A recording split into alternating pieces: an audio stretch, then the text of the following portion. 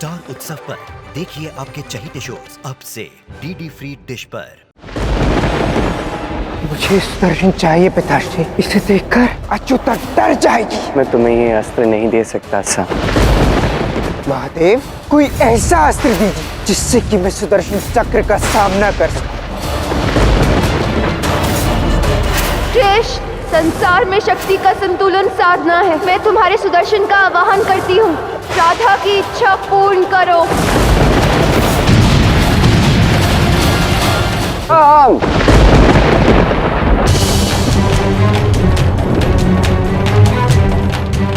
कहाँ जा रहे हो पुत्र? देखो, इसे अपनी हार मत समझना। ये तुम्हारी विजय है। भले ही तुम्हारा अस्त्र नष्ट हुआ हो, तुम्हारा चरित्र अभी भी सुरक्षित है। समझो साहब, यदि ये अस्त्र मुझे छू भी लेता, आने वाला हर जन्म नरक में काटते तुम साहब। हार को जीत कहना कोई तुमसे सीख। मैं हारा हूँ, परंतु तुम्हारे छल से, नीति से नहीं। मुझे हराया तो उस राधा ने।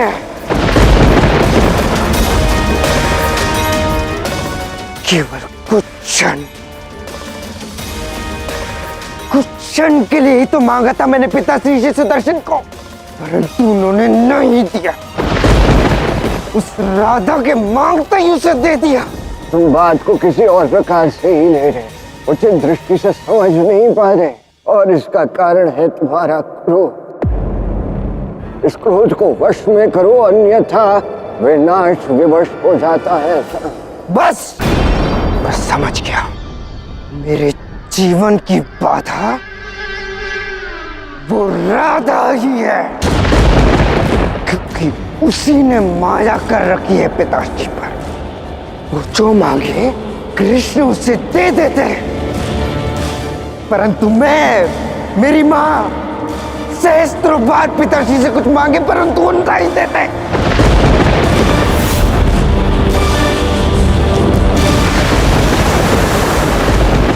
ये वातावरण में अचानक परिवर्तन कैसा?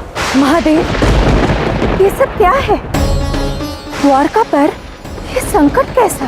सांब अपने रौद्र रूप में आ रहा है गौरी, और सर्वप्रथम ये रूप उसका विध्वंस करेगा जिसकी नियति में ये लिखा है, अर्थात द्वारका। सच कहूं तो मेरे जीवन की पीड़ा वो राधा ही है। यदि वो राधा नहीं होती तो कदाचित मैं कुछ और ही होता। कृष्ण का प्रेम अनंत है साहब, उसे इतना छोटा मत समझो। अनंत? उसका तो प्रारंभ भी राधा पर है और अंत भी। कारण राधा कृष्ण को किसी और के साथ देख ही नहीं सकती, ईर्ष्या होती है उसे। यदि कृष्ण किसी और से प्रेम करे तो राधा को केवल कृष्ण ही चाहिए, केवल कृष्ण। कृष्ण भी यही कर रहे हैं।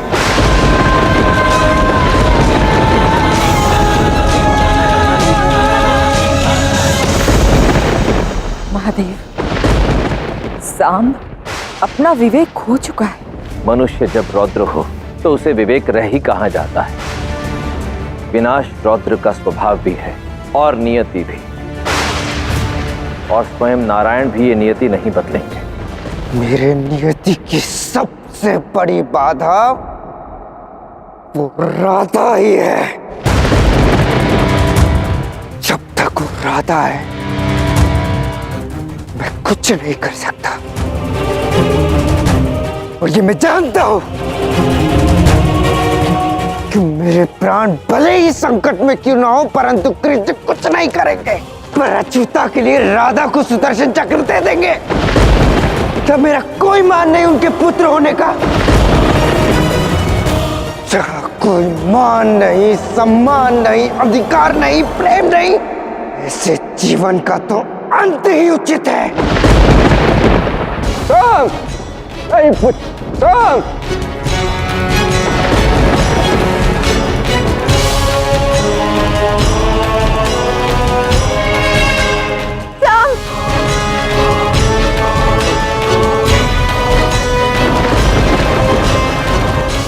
हुआ कृष्ण? शाम कहाँ गया? एक महा अशुभ का प्रारंभ करने। तो रोको उसे, रक्षा करो उसकी और इस संसार की। प्रयास तो करूंगा राधा, क्योंकि अब यदि द्वारका को बचाना है तो शाम को बचाना ही होगा।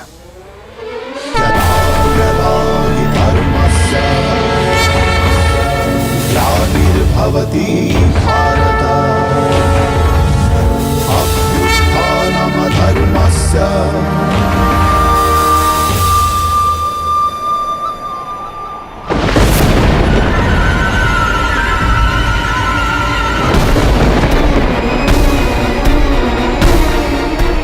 तेरा अंत ही मुझे ऐसा जन्म देगा जिसमें मान प्रेम दोनों हो।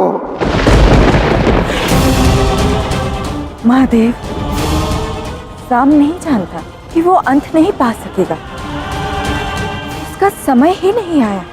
परंतु वो अपने भीतर के रौद्र को बाहर अवश्य निकाल देगा, जो महाविनाश करने को आतुर है।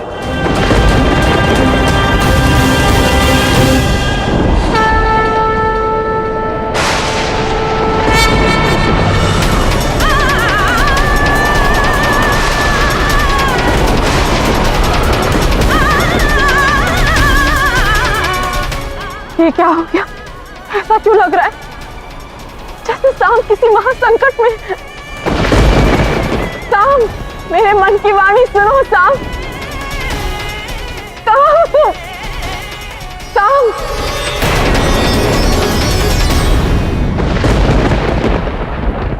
मुझे क्षमा कर दो माँ, क्योंकि मैं जान चुका हूं कि मेरा अब कोई नहीं और ना ही आपका है, और जिनका कोई नहीं होता उन्हें किसी की कोई आवश्यकता नहीं होती। इसलिए आज मृत्यु प्रशिक्षण हो जाने दो माँ। नहीं साहब, मैं हूँ तुम्हारी माँ साहब, और क्या चाहिए तुम्हें? बहुत कुछ माँ, शक्ति, सामर्थ्य, सम्मान और महादेव का त्रिशूल भी।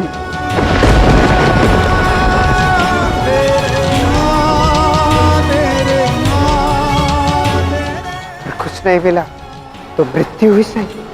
ऐसी बातें मत करो साहब, मैं मर जाऊंगी तुम्हारे बिना साहब। ऐसा घृणित जीवन जी के क्या लाभ है माँ, जहाँ आपका, मेरा, सबका स्थान वो राधा लेके बैठी है। ऐसा जीवन जीने से तो मृत्यु अच्छी है।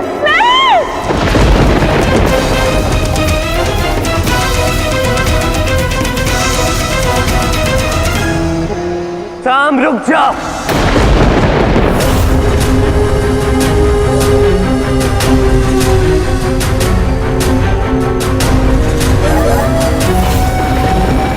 ये तुम क्या कर रहे हो शाम? रुक जा।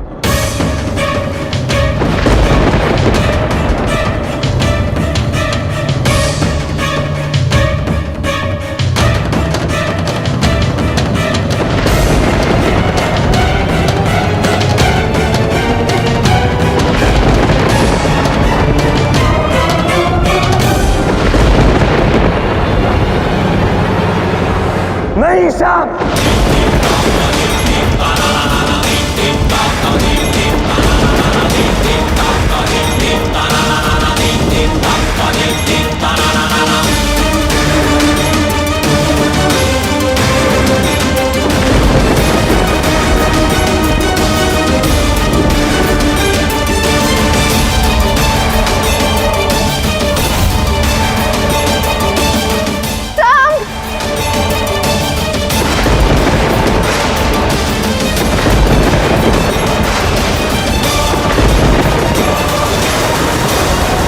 ये अचानक द्वारका डूबने की स्थिति में कैसे हो सकती?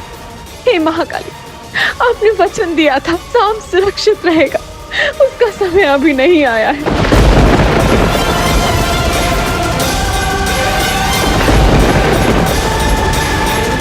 हे ईश्वर, हमने तो छलांग लगा दी। कृष्ण, अब क्या होगा? अब कुछ ऐसा होगा जो आज तक कभी नहीं हुआ। कुछ ऐसा जिसे कृष्ण भी नहीं रोक सकते। ये प्रलय का आरंभ है राधा।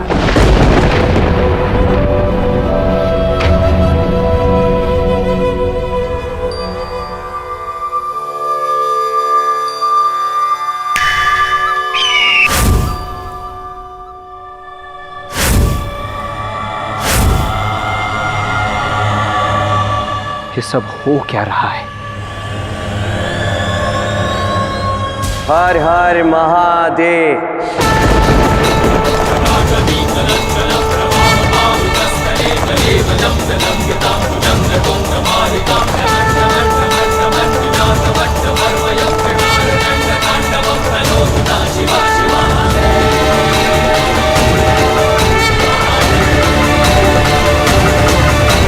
ये क्या आराध्य, आपके पुत्र ने तो सीमा पार कर दी। इसी को तो नियति कहा जाता है महादेव।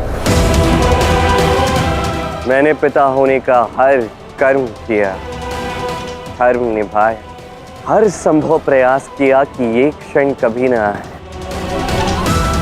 किंतु नियति के समक्ष नारायण की भी कहाँ चलती है। कहें आराध्य, मेरे लिए क्या आज्ञा है? आप अपना कर्म कीजिए महादेव, इस रौद्र को आपको रोकना होगा। ये आप क्या कह रहे हैं नारायण? रुद्र को तो केवल मेरा त्रिशूल ही रोक सकता है।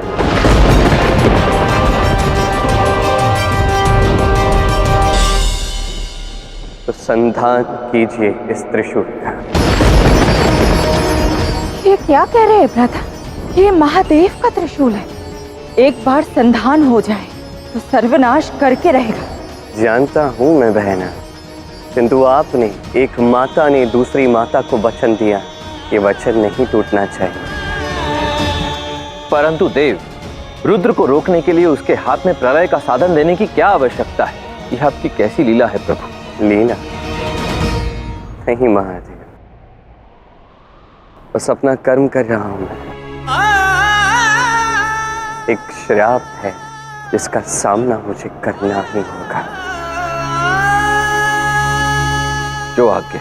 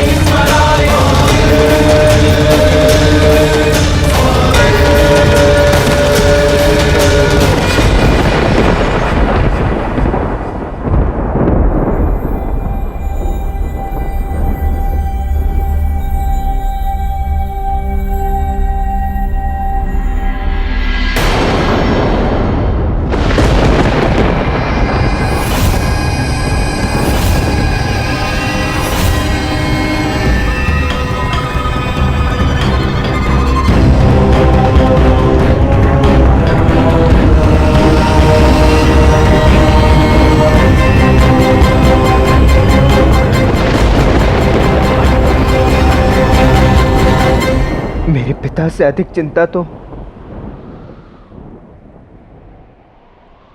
महादेव को है। धन्यवाद महादेव, आपने मुझे वो दे दिया जो मेरे पिता मुझे कभी नहीं देते।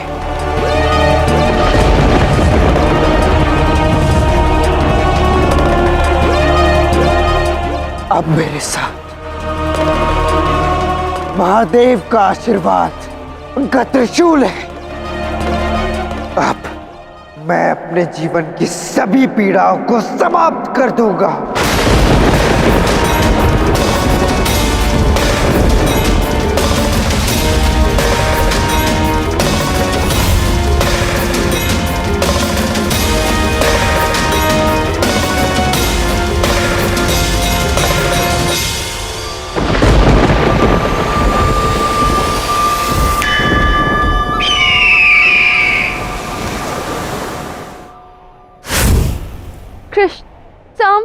शाम सुरक्षित है राधा। मुझे विश्वास था कि तुम ही हो जो उसे बचा सकते हो। मैं अभी शाम को देख कर आती हूँ।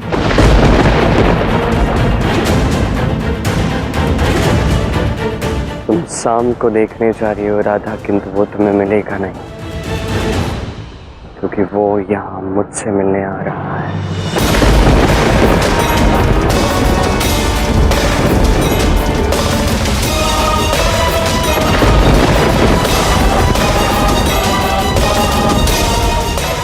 क्या करने वाला है साहब आपके त्रिशूल के साथ?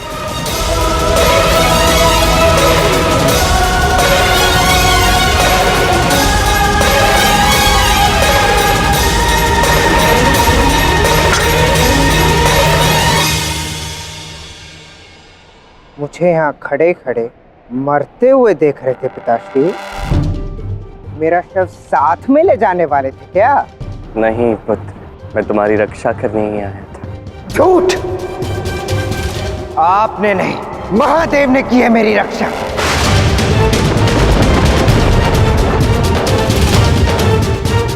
अपना ये त्रिशूल देकर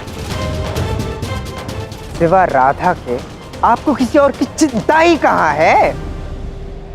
परंतु अब बस बहुत हुआ।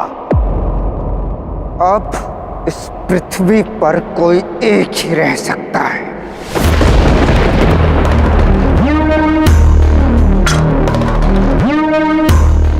कृष्ण या फिर शाम। मैं आपको द्वंद्व की चुनौती देता हूं, चुनौती देता हूं, चुनौती देता हूं।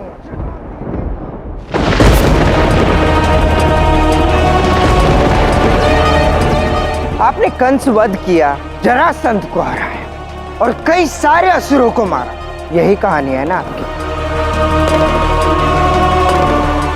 तो फिर एक और कहानी बनाओ, मुझसे द्वंद्व करो। द्वंद्व करूं तुमसे? अपने पुत्र से? शाम एक पिता और पुत्र है, उनमें कभी युद्ध नहीं होता, केवल प्रेम होता है। एक पिता कभी अपने पुत्र से युद्ध नहीं करता। उद्देश्य नहीं, उद्देश्य साधिए, उद्देश्य। मैं आपको वचन देता हूं, यदि आप जीत गए तो आप जैसा कहेंगे मैं वैसा बन जाऊंगा, क्रोध त्याग दूंगा। बोलिए, स्वीकार है? ऐसे बिना किसी कारण इस प्रकार युद्ध करना, ये धर्म नहीं है शाम। सत्य तो यही है कि मेरे हाथ में महादेव का त्रिशूल देखकर आप भयभीत हो गए।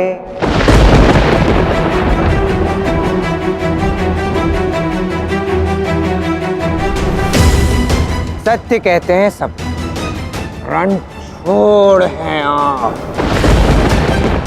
पीठ दिखाकर भाग रहे हैं, कायर हैं आप।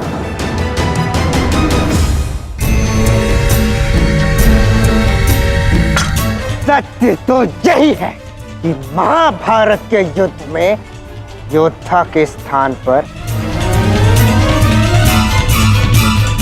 सारथी बनना चुना आपने।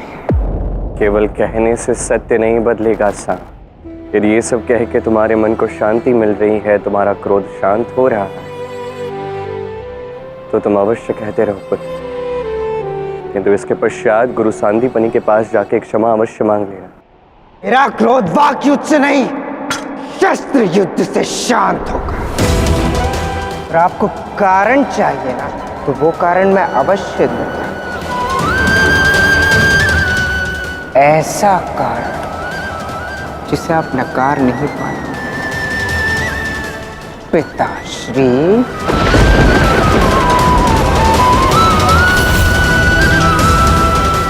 नहीं सर, तुम ऐसा कुछ नहीं करोगे पुत्र। बस करो साहब।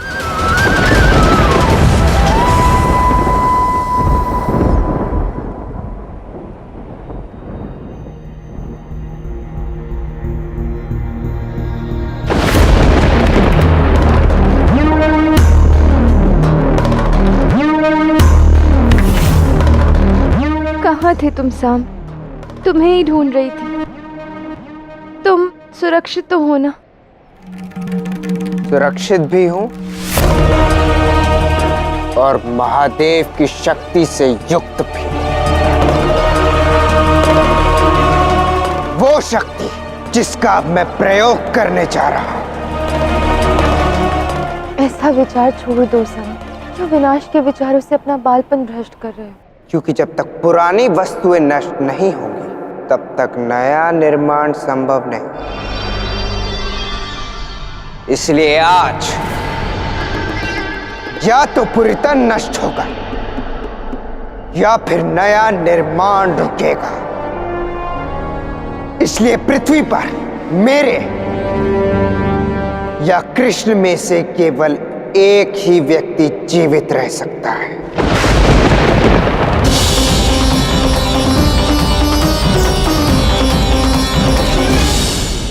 परंतु समस्या ये है कि जब तक मैं तुम्हारा अंत नहीं करूंगा तब तक कृष्ण मुझसे द्वंद्व नहीं करेंगे। वो मेरे लिए, मेरी मां के लिए, यह संसार में किसी के लिए भी नहीं लड़ेंगे। परंतु हाँ, वो शस्त्र उठाएंगे तो केवल राधा के लिए। इसीलिए सावधान राधा। मूर्खता मत करो साम। अभी तो बुद्धिमानी दिखा रहा हूं। साम, रुक जा।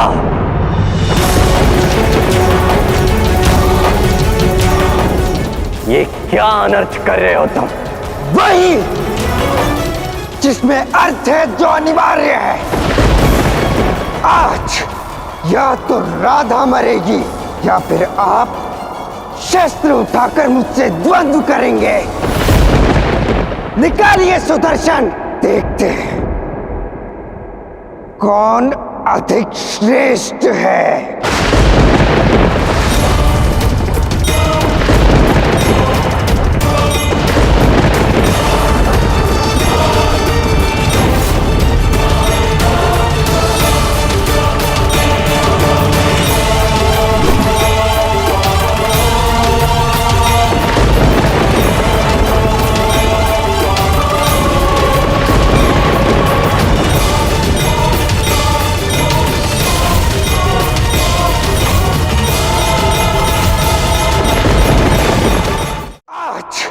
या तो राधा मरेगी या फिर आप शस्त्र उठाकर मुझसे द्वंद्व करेंगे।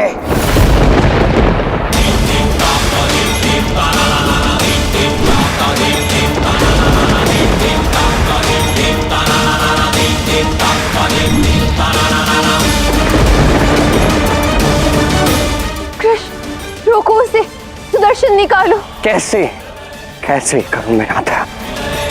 यदि त्रिशूल और सुदर्शन चक्र का टकराव हुआ तो सब कुछ नष्ट हो जाएगा। ये महादेव का त्रिशूल है, इसका संधान हुआ है तो ये प्राण लेकर ही जाएगा। आज किसी एक का अंत होकर रहेगा। यदि मैंने अपनी शक्तियों का प्रयोग किया तो जिसने महादेव के इस शस्त्र को उठाया है वो नष्ट हो जाएगा। यदि मैंने ऐसा नहीं किया आज मैं नष्ट हो जाऊंगा।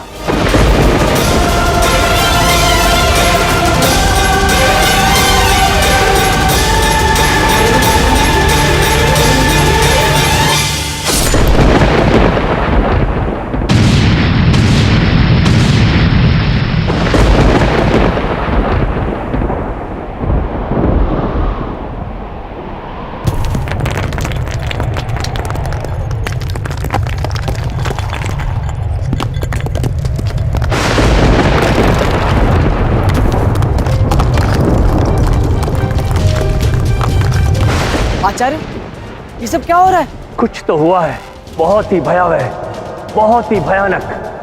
परंतु तुम सब चिंता मत करो। आश्रम के भीतर जाओ और दूसरे विद्यार्थियों को सुरक्षा दो और बाहर मत आना। जाओ।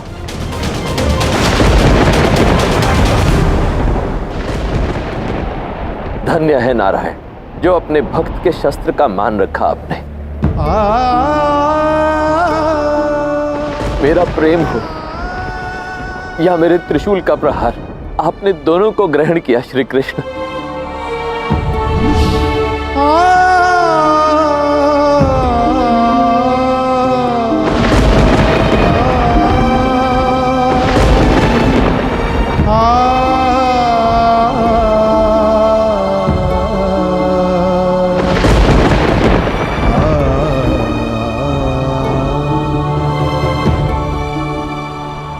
अंततः कृष्ण का अंत हो ही गया, और वो भी मेरे कारण।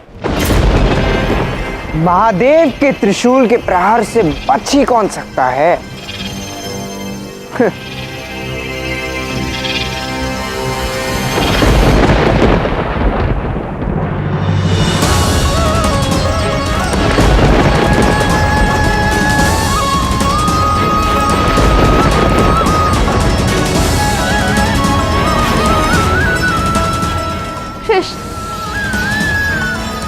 महादेव की कृपा से तुम ठीक हो, तुम्हें कुछ नहीं हुआ है।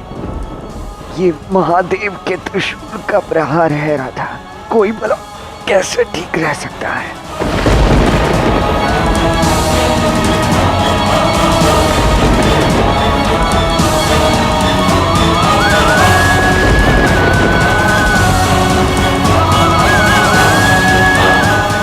कृष्ण, ये क्या हो रहा है तुम्हें?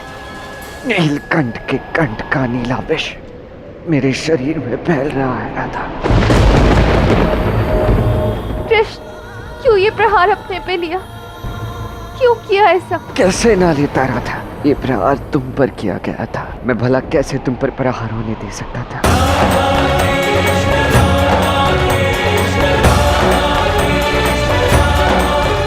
अब क्या होगा कृष्ण? मैं तुम्हारे इस घाव को कैसे ठीक करूं?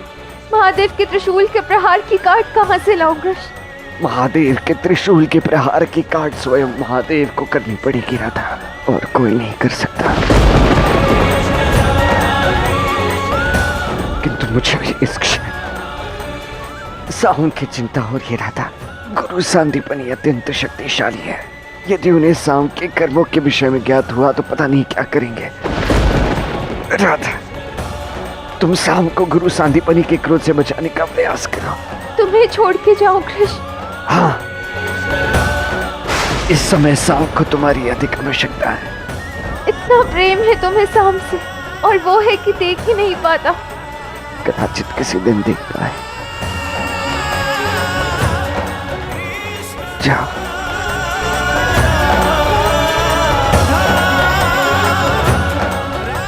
जाओ राधा।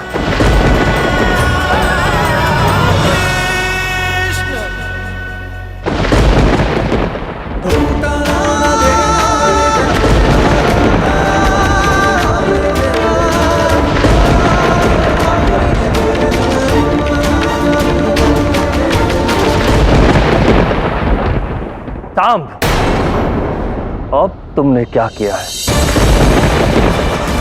क्या? मैंने क्या किया? जो होना था वो हो रहा होगा। सांब, मेरे धैर्य की परीक्षा मत लो, बताओ मुझे क्या किया है तुमने? बोलो। मैंने कहा ना आचार्य, मैंने कुछ नहीं किया है। अपने गुरु से झूठ नहीं कहते शाम।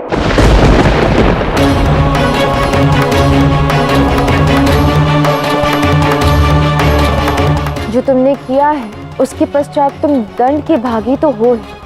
कह दो सत्य उन्हें, कदाचित तुम्हारा दंड कम हो जाए। मुझे किसी का भय नहीं,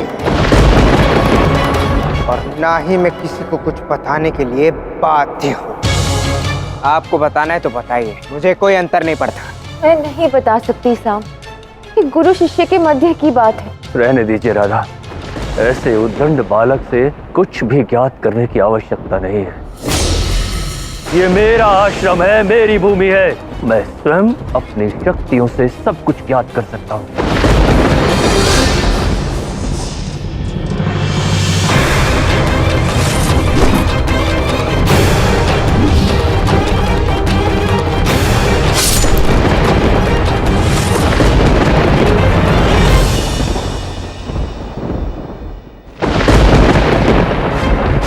महादेव, कृष्ण तो इस विष से पार पा सकते हैं ना?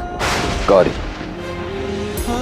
जो नारायण समस्त संसार में अमृतत्व का प्रसार करते, उन्हें भला विष से कैसा भय? वो अवश्य ठीक हो जाएंगे।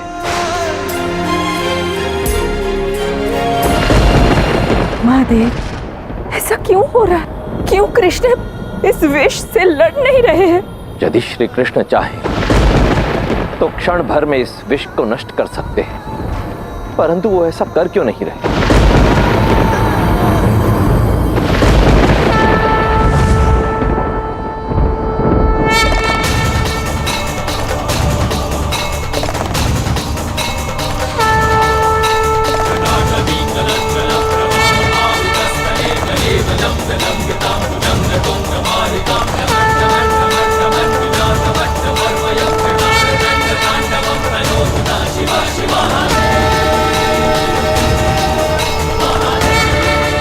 धन्य हुआ मैं नारायण, जो आपने मेरे इस त्रिशूल के प्रहार को ग्रहण कर समस्त संसार को प्रलय से बचा लिया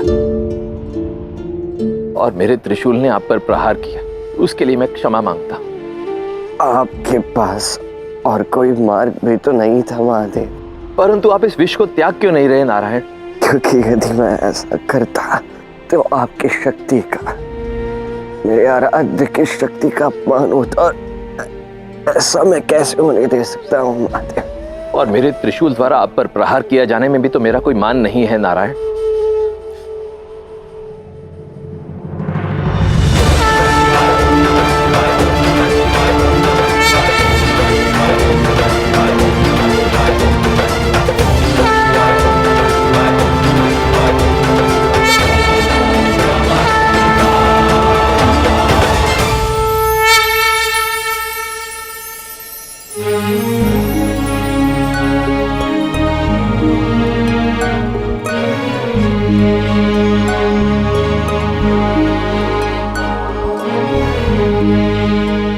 धन्यवाद महादेव।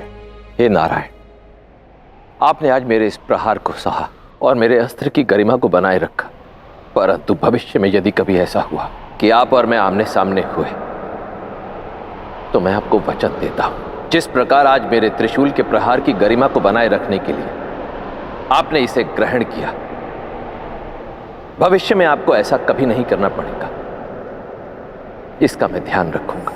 आपका धन्यवाद मेरी आराध्य। साम! तुमने इतना बड़ा अपराध किया है। आज तुमने अपनी सारी सीमा पार कर दी है। तुमने न केवल इस आश्रम की गरिमा को भंग किया है, अपितु अपने पिता कृष्ण का अपमान किया है। इसका दंड तुम्हें मिलेगा, अवश्य मिलेगा। नहीं आचार्य, अपने क्रोध को साधिए, कहीं कोई अनर्थ ना हो जाए। अनर्थ नहीं होगा, अनर्थ का दंड मिलेगा। मैं सांदीपनी ऋषि तुम्हें शाप देता हूं। रुक जाइए आचार्य।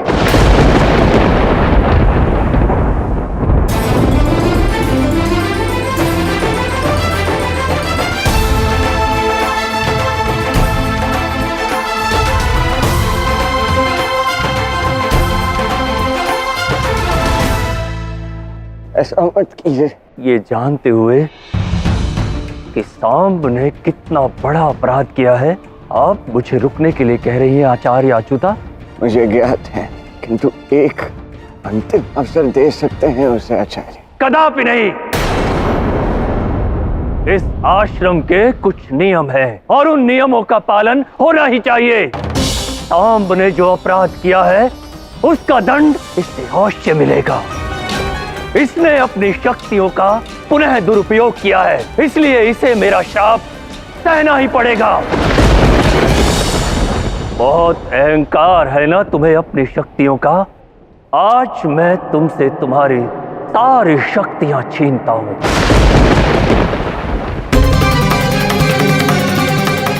मैं तुमसे तुम्हारी सारी शक्तियां गुरु दक्षिणा में लेता हूं साम। आज के पश्चात तुम एक शक्तिहीन व्यक्ति की भांति रहोगे।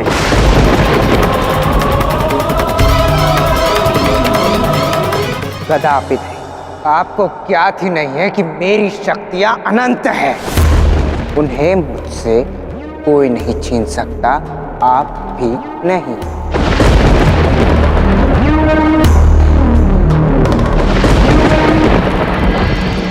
मूर्ख बालक, समय आने पर तुम्हें ज्ञात होगा।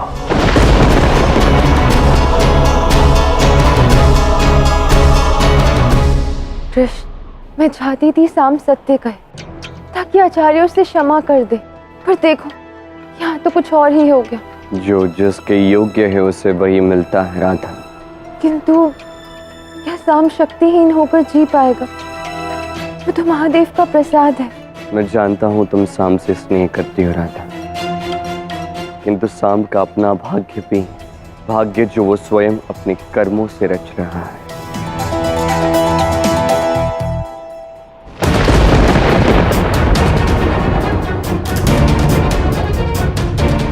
गुरुदेव, मेरी शक्तियां छीनने चले थे, परंतु आज मैं आपको बताऊंगा कि मैं कितना शक्तिशाली हूं। ये पर्वत जिस पर आपका आश्रम है, उसी पर्वत को उखाड़कर दूर फेंक दूंगा और अपनी शक्ति का परिचय दूंगा।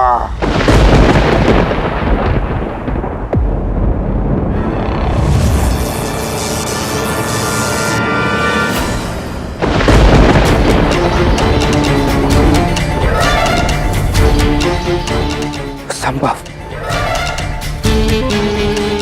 मेरी शक्ति अनंत है, भूचाल ला सकता हूं मैं। फिर ऐसा क्यों हो रहा है?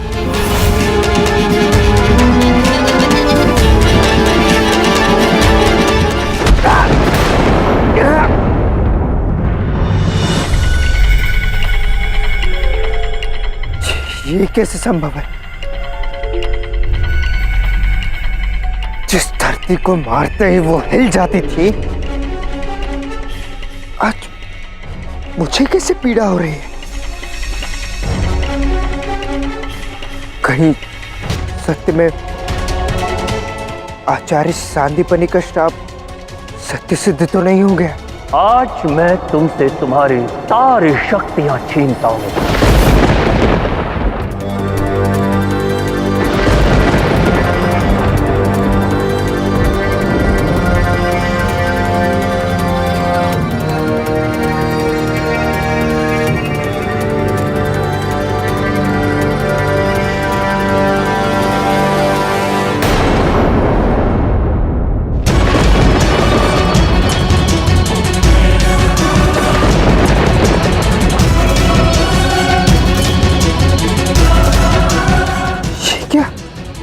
मैं चींटी तक नहीं मार पा रहा हूं।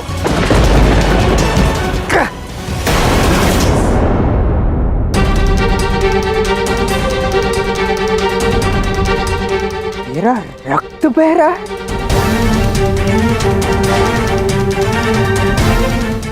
मैं महादेव का अंश हूं, उनका आशीर्वाद हूं, उनकी शक्तियां हैं मुझ में, फिर मेरा रक्त कैसे बह सकता है?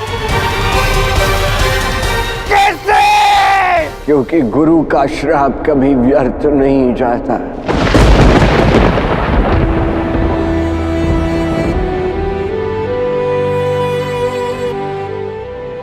गुरु से अधिक शक्तिशाली कभी शिष्य नहीं होता पुत्र।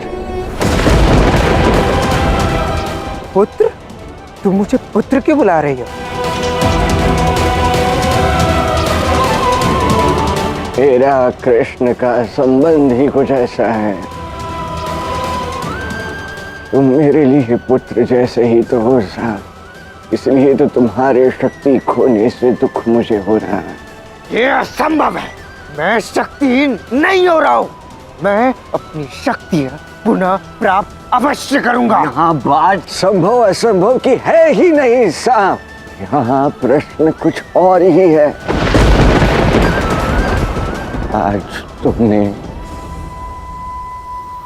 अपने पिता का अंत करने का प्रयास किया है साहब। अपने ही पिता पर तुमने आज त्रिशूल चलाया है।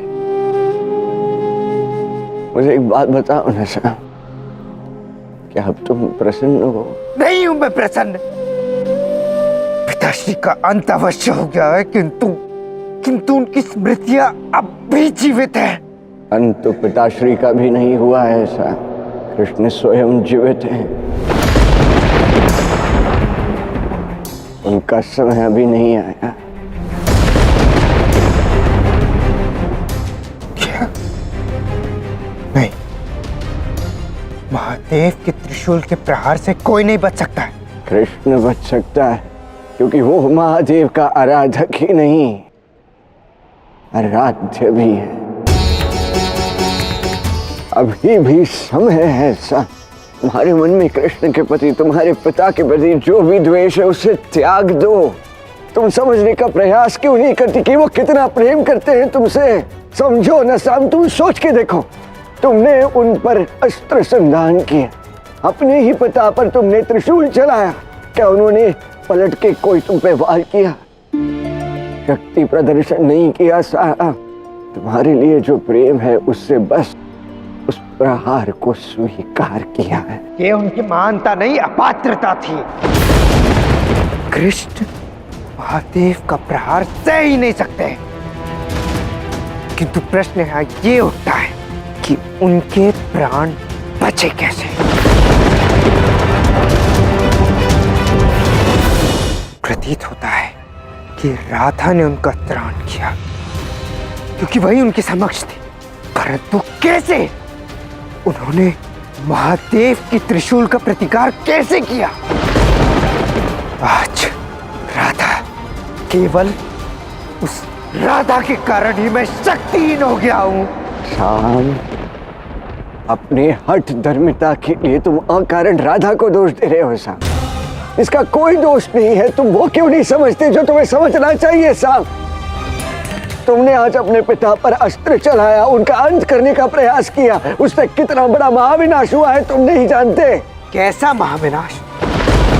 अभी तुमने ही कहा ना कि कृष्ण जीवित है। महाविनाश तो हुआ है पुत्र। इस संसार का सबसे बड़ा महाविनाश हुआ है। एक पिता एक पुत्र के संबंध का नाश हुआ है। एक पुत्र ने अपने ही पिता का अंत करने का प्रयास किया है ऐसा। इससे बड़ा नाश क्या होगा? मैं समझ सकती हूँ उन्हें कितना दुख हुआ होगा साहब। साहब, आज तुमने कृष्ण को मारा नहीं, परंतु एक पिता को अवश्य हराया। एक पिता की सारी आशाओं को तुमने भंग कर दिया है साहब, और ये उचित नहीं था साहब। किंतु यदि इस सब से तुम्हारे मन को शांति मिली है, यदि तुम्हें ये विजय लगती है जिससे तुम्हें संतोष मिला है, तो भी ठीक है। नहीं हुआ हूं मैं विजयी। विनाश पिताश्री की आशाओं का नहीं, मेरी शक्तियों का हुआ है। पुत्र जैसा भी हो, कितना भी शक्तिहीन क्यों न हो, माता पिता के लिए वही सब कुछ होता है। और इसलिए आज मैं कह रही हूँ साहब, जीवन में ऐसे ही तुम मूल्यहीन नहीं हो जाओगे। बस अपने अहंकार को त्याग दो।